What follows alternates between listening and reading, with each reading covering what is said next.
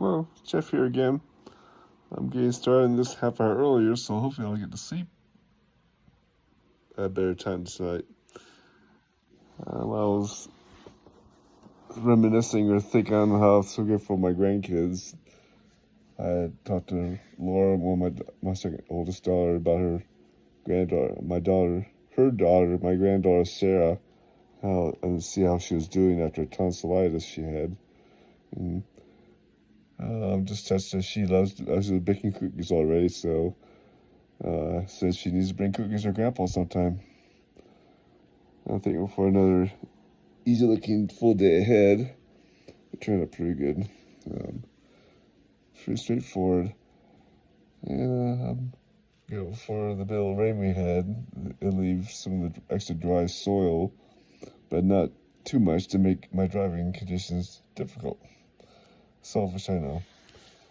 I'll continue on my readings of Captain Moroni and Pei Huron.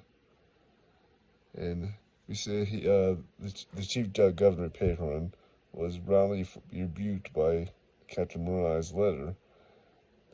And he didn't respond defensively to Captain Moroni's rebuke, telling him that it's not his fault. Instead, I was impressed how Pei Huron recognized Captain Moroni's trials and tribulations and showed his sympathy and love and recognized where Captain Moroni is coming from and why he might be feeling the way he was feeling.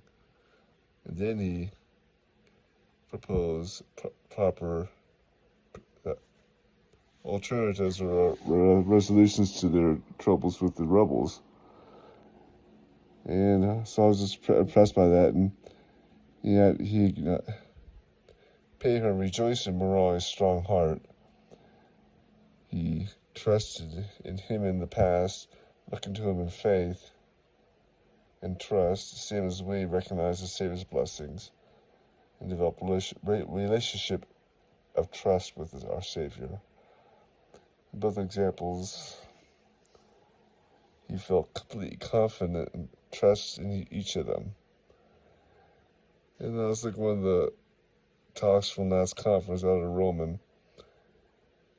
He asked us, do you understand why the faith is a principle of action, that without faith it is impossible to please God? Pei Huron then had proposed different actions, like I said, coordinated with Captain Moroni, defining his faith in him. And I just thought I was thinking this morning, to develop that sort of trust in the Lord. Having said that we have waited for him, we will be glad and rejoice in his salvation. That's my small bit of Isaiah this morning. To the events of this week come follow me. I was reading the trials of the saints there in Missouri.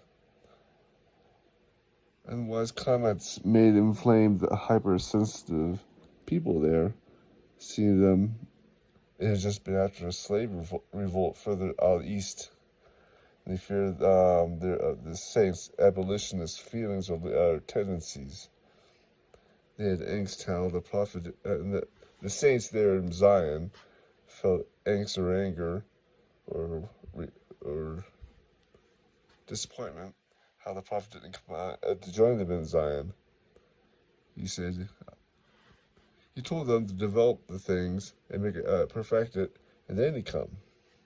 That sort of gave rise to a few hard feelings. And I was looking at verses 11 and 12 in this section here. And it says, I give unto you a commandment that you shall forsake all evil and cleave unto God all good, and that you shall live by every word that which proceedeth forth out of the mouth of God. For you will give unto the faithful line upon line, precept upon precept. I will try you and prove you herewith. It's interesting, the first commandment the Lord gives the saints in this pretty bad time is that in this time is to give thanks. Give thanks or gratitude in all things.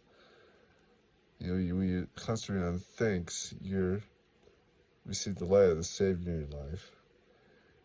And even in the middle of our most difficult trials, I was thinking this morning, gratitude helps ease the pain and sorrow that we feel. Focus on the good in our lives, help us gain the strength to overcome our current trials. And now the Lord is urging us to be patient. In panic moments of our trials, we often want an instant response from the Lord, not just the urging to be patient. All things will work out. I just love the counsel Elder Jeffrey R. Harley once gave it to us.